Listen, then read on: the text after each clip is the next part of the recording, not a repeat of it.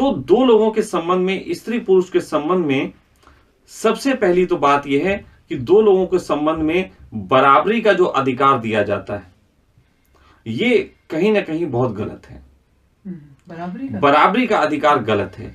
अधिकार होना चाहिए मैत्री का। देखो, बराबरी का अधिकार जैसे ही हम कह देते हैं, हम गलत हो जाते हैं। और मैंने वही बात कही, मैत्री का अधिकार। मैत्री भी बराबरी की है, लेकिन मैत्री ये कहती है कि चलो हम क्रिकेट खेलने जा रहे हैं, तुम बैटिंग अच्छी कर लेते हो तो तुम बैटिंग अच्छी कर लो, हम बॉलिंग अच्छी करते हैं, बॉलिंग अच्छी कर लें। यह है मैत्री। बराबरी का अधिकार है नहीं, बैटिंग भी मैं ही करूंगा और बॉलिंग भी मैं ही करूंगा, है ना। तो जैसे ही हम बराबरी के अधिकार की बात करते हैं, हमें ऐसे लगने लगता है कि हम मालिक हैं। लेकिन जहां मैत्री आ जाती है, मैत्री में दोनों बराबरी है, लेकिन अंडरस्टैंडिंग भी है कि कब कौन क्या काम कर ले, क्योंकि लक्ष्य तो जीत है। ठीक है, तो मैं ये मानता हूं कि दोनों के बीच एक मैत्री होनी चाहिए, और मैत्री के बाद ये डिसाइड होना चाहिए कि किसकी क्या क्या क्वालिटी है। स्त्री पुरुष में सबसे बड़ा जो रोग है, मेरा मानना यह है कि हम आज आतंकवाद और सबके हमले देखते हैं ना, ये बहुत छोटे हमले हैं।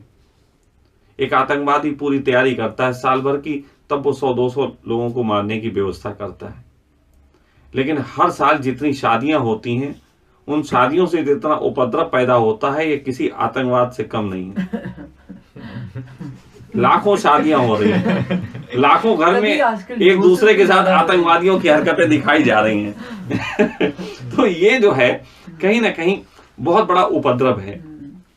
लेकिन स्त्री पुरुषों के ये संबंध जिस ढंग से बिगड़ रहे हैं ना, हम दुनिया उस तरफ लेके जा रहे हैं जहां पे मानो ना मानो एक दिन ऐसा होगा कि देश बन जाएंगे, स्त्रियों के अलग देश, पुरुषों के अलग देश। तो खतरनाक स्थिति होने वाली है। आज स्त्री पुरुष अगर साथ रहते हैं तो सिर्फ एक मजबूरी में साथ रहते हैं कि स्त्री पुरुष के संबंधों से बच्चे पैदा होते हैं, यही एक मजबूरी है जो साथ रखे। लेकिन जिस तरीके से वो भी नहीं चाहते, मैं क्या कह वो तो खैर विषाद की वजह से नहीं चाहते, लेकिन फिर भी दोनों के साथ रहने का अभी एक कारण बचा है, जेनेटिक एक कारण बचा हुआ है जिसकी वजह से साथ रहना चाहते हैं। जैविक दबाव है। कुछ दिनों बाद ऐसा भी होने वाला है कि बच्चे अलग तरीके से पैदा, टेस्ट ट्यूब बेबी टाइप के पैदा हो जाएंगे। एक स्त्री को जरूरत नहीं रहेगी पुरुषों को, बिना पुरुष के बच्चे पैदा कर लेगी। और पुरुष भी इधर तैयारी में लग गए हैं। अभी तो एक ही तरफ हाथ लगा है सूत्र कि स्त्री बच्चे पैदा कर सकती है। और लेकिन एक कमी है कि जब पुरुष के मर्जी के, मतलब पुरुष को शामिल करे बगैर स्त्री अपने बच्चे स्वयं पैदा करेगी, तो उसमें पुरुष नहीं पैदा कर पाएगी, वो सारे बच्चे स्त्री ही होंगे। ऐसा मतलब मादा जब बिना पुरुष के संबंध के बच्चे पैदा जब टेस्ट ट्यूब टाइप के कर सकते हैं, तो उसमें एक खोज हुई है कि डॉली भेड़ जब पैदा की गई तो वो डॉली भेड़ से डॉलियां ही पैदा होंगी, डॉला पैदा नहीं होगा। तो अभी एक आधी ऊर्जा हाथ आई है।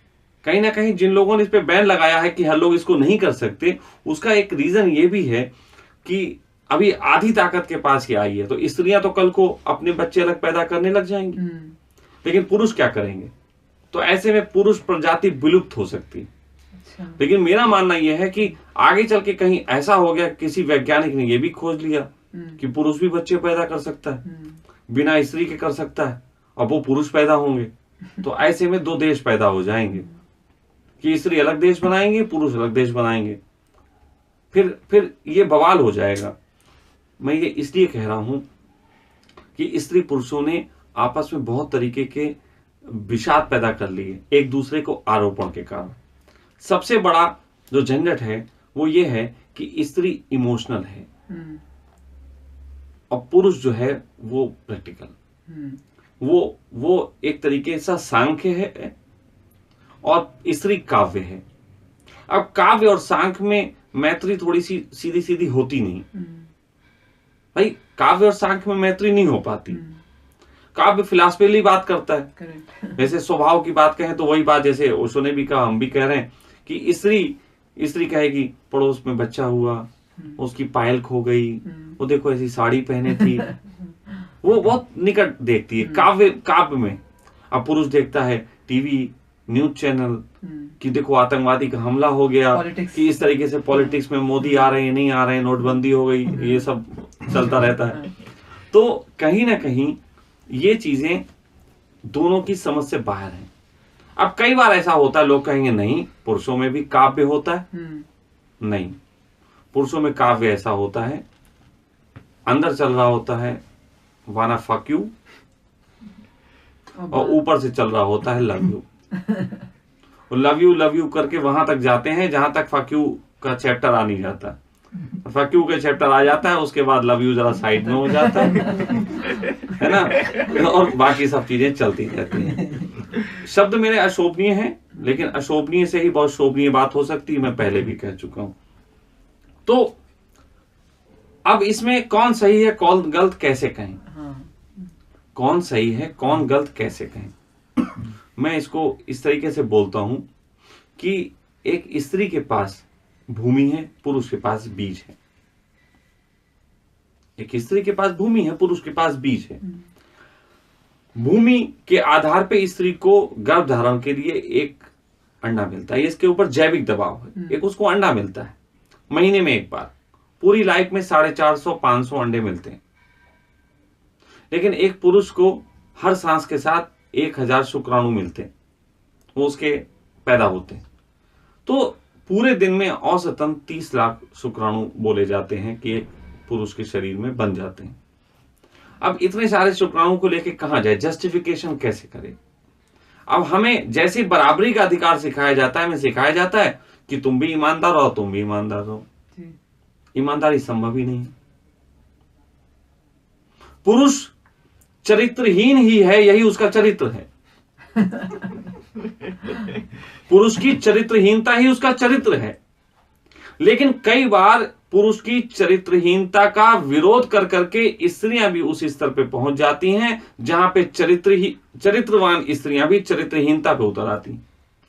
कंपैरिजन करके कंपैरिजन की बात क्या थी।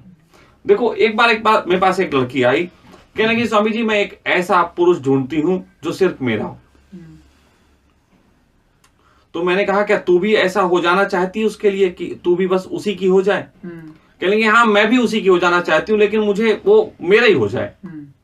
तो मैंने कहा तेरे कितने अनुभव हैं पुरुषों के साथ ऐसे जिससे तूने चाहा कि वो तुम्हारा हो जाए। कह लेंगे स्वामी जी मैं 7-8 पुरुषों के साथ मेरे संबंध रह चुके हैं। मैंने कहा सोच तू एक ही की होना चाहती थी, लेकिन तुझे इसे गुस्से में कि वो एक का नहीं होता तो तूने उसे छोड़ छोड़ के 7-8 की हो गई। उसकी चरित्रहीनता तो फिर भी लॉजिकल है क्योंकि उसके स्पर्म्स का दबाव है, लेकिन तुम्हारी चरित्रहीनता तुम्हारा थोड़ा सा एक तरीके से इमोशनल कॉज के कारण है। और अगर हम कहें अगर अब यहां पे ये बात आएगी इमोशनल कॉज बड़ा है कि फिजिकल कॉज बड़ा है। भाई ये भी तो प्रश्न आएगा ना कि इमोशन को आप बड़ा कह रहे हो कि फिजिकल को बड़ा कह रहे हो। तो मैं एक छोटी सी बात कहूंगा, इमोशन तो बहुत बाद में आया, फिजिक्स सबसे पहले आई। अभी एक स्त्री को बहुत काव्य के गीत गा रही है और उसे खाना देना बंद कर दो 2 दिन 3 दिन, उसके काव्य के गीत बंद हो जाएंगे क्योंकि बात तो फिर शरीर की आ जाएगी। तो जो कॉज अंत में बचता है, ऐसा ना जो अंत में बचता वही मेन कहा जाएगा। तो काव्य जो है वो बीच में आया। देखो पहले 3 जरूरतें होती थी। हम इस पृथ्वी पे पहले ऐसे कहते थे कि जीवन के मूल 3 आधार हैं, रोटी कपड़ा और मकान। इंसान ने रोटी बहुत बना ली, कपड़ा बहुत बना लिया, मकान भी खूब बना लिए, बहुत से खाली पड़े। तो रोटी कपड़ा मकान तो बहुत बन गया। आज के मनुष्य की जरूरत रोटी कपड़ा मकान से आगे निकल गई। आज वो संबंधों में आनंद प्रेम इन सब की बातें कर रहा। तो ये 3 चीजों के बाद ही आई, लेकिन इन दोनों के बीच में आज भी ये चौथा आधार है जिसके बारे में अभी बात इनकम्प्लीट रह गई। मेरा मानना यह है कि स्त्री पुरुष के संबंधों में जो पहले 3 आयाम कहे जाते हैं रोटी कपड़ा और मकान, मेरा मानना है ये 4 थे, रोटी कपड़ा मकान और सेक्स।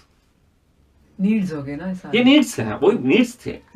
और इसमें सबसे ज्यादा नीड्स पुरुष की सेक्स की है। स्त्री की कम है। स्त्री इतनी सेक्स की नीड से नहीं भरी होती जितना पुरुष भरा, हाँ उसकी भी होती है लेकिन लिमिटेड है। वो सेक्स में भी इसलिए जाना चाहती है कि उसको वहां पे भी एक प्रेम का आभास हो जाता है, थोड़ा आलिंगन का, थोड़ा किसी का सपोर्ट का, ये आभास होता है। इस आभास के कारण वो सेक्स में भी उतर आती है। लेकिन पुरुष की सेक्स की नीड बड़ी है। तो मेरा मानना यह है कि अगर दोनों के संबंधों में कहीं इतनी समझदारी लाई जाए, कहीं इतनी मैत्री लाई जाए कि पुरुष का चरित्रहीन होना भी एक क्वालिटी जैसा देखा जाना चाहिए, इसे डिसऑर्डर जैसा नहीं देखा जाना चाहिए। ये मैं पुरुष हूं भी, जीवन को अपने समझता भी हूं और बहुत लोगों के जीवन को समझता हूं, तब कह रहा हूं। लेकिन मैं स्त्रियों को इसमें, जहां पे अब स्त्रियां यहां पे अन्याय की बात करेंगी, ज्यादातर स्त्रियां ये कहने लग जाएंगी, अब आप ही हैं कहने लग जाएंगी कि पुरुष ऐसा क्यों नहीं करते, पुरुष को भी तो जलन हो सकती है, हम किसी के पास चले जाएं, पुरुष को भी तो, आप ये कहेंगे ना? हाँ बिल्कुल, वो ऐसा होता भी है, होता है। मैं ये मान रहा हूं। लेकिन जब मैं अब यहां पे शुरू से बात आ जाए, आपके रोग आप ठीक करो, उसका रोग वो ठीक करे। मैं दोनों को रोगी बता रहा हूं।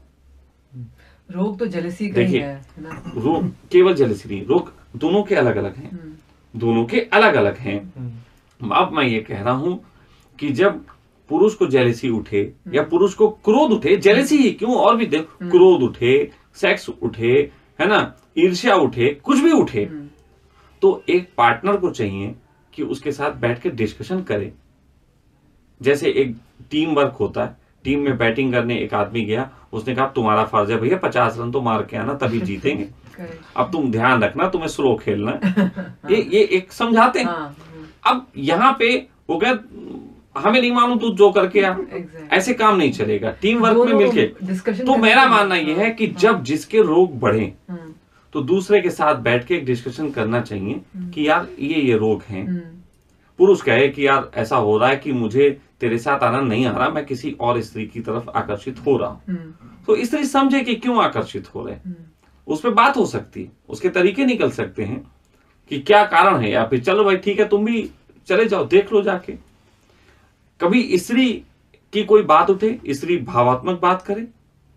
जैसे मेरा एक मित्र था, मैं थोड़ी देर की बात बताना चाहता हूँ, थोड़ी है मजाक की लेकिन समझना। मेरा एक मित्र था, वो कहता था मेरी पत्नी मुझसे बहुत नाराज है, मैं उसे समय नहीं दे पाता स्वामी जी, दिन भर काम में लगा रहता हूँ, समय दे ही नहीं पा रहा हूँ। मैंने कहा आजकल सबसे अच्छा तरीका है मोबाइल, तू मोबाइल में रिमाइंडर लगा, रिमाइंडर लगा, रिमाइंडर में मैं तुझे बता देता हूँ किस रिमाइंडर के साथ क्या बातें करनी।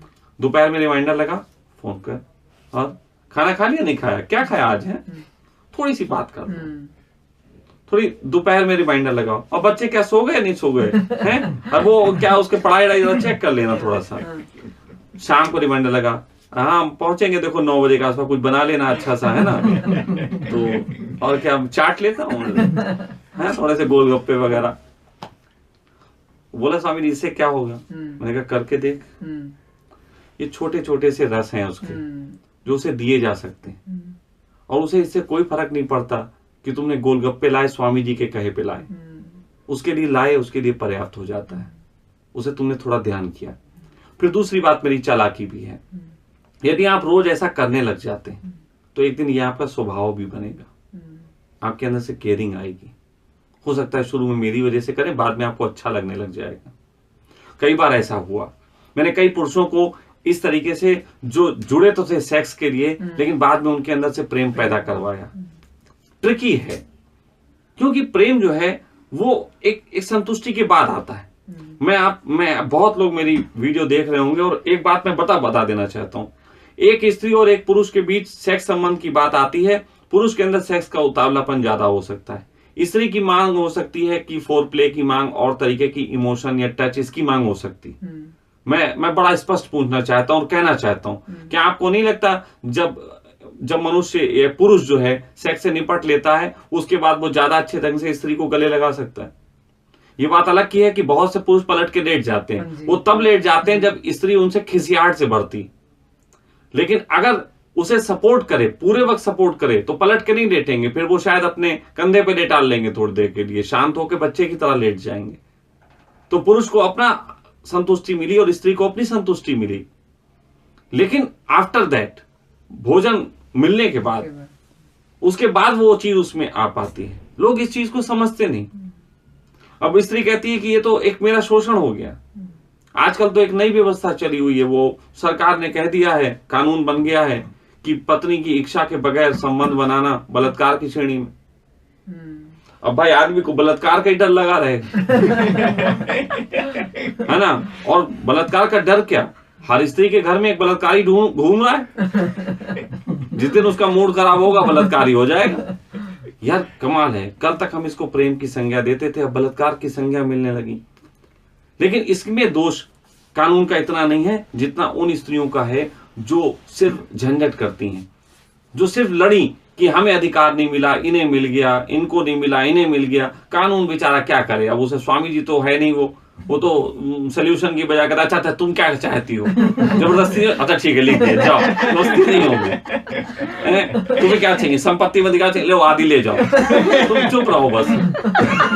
असल में वो जो जज लिख रहा होता है ना फैसला, उसका भी अपनी पत्नी से मुंह डाउन होता है। वो भी इसीलिए लिख ले जाओ, ऐसा होता है। मैं ये बात कह रहा हूं, सबसे पहले हमें, जब हम कहते हैं स्त्री, जैसे सपोज दैट स्त्री में जलन उठी और पुरुष ने कहा कि भाई मुझे ऐसा ऐसा दूसरी स्त्री आकर्षित करती, तो स्त्री कहती तुम देखो गड़बड़ कर रहे हो, मुझे जलन उठ रही है ना। तो पुरुष कहता देखो जलन गलत है, मानो मेरी आधार पे कहे कि देखो जलन गलत है, स्वामी जी ने कहा। तो पत्नी तुरंत कहेगी अच्छा मैं कहीं अगर चली जाऊं तो ये ऐसा हो गया कि आप एक रोगी को ठीक करने की बजाय उस रोगी को इरिटेट कर रहे हो, है ना। यहां पे पुरुष भी अक्सर ऐसा करेंगे, मेरी बात का पुरुष भी फायदा उठाने की कोशिश करेंगे। मैं ऐसा ये नहीं कह रहा हूं कि फायदा उठाने, मैं बल्कि दूसरी बात कह रहा हूं।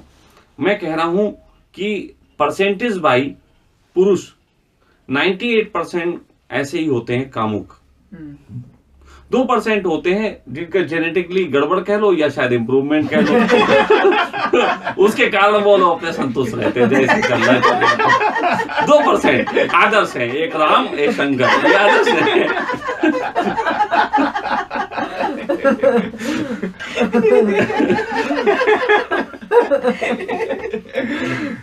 तो ये तो 2% नेचर का है। उसी प्रकार 98% स्त्रियां डिसेंट होती हैं, 98% स्त्रियां समर्पित होती हैं, एक ही के साथ जीना चाहती हैं, पूरा डिसेंसी होती।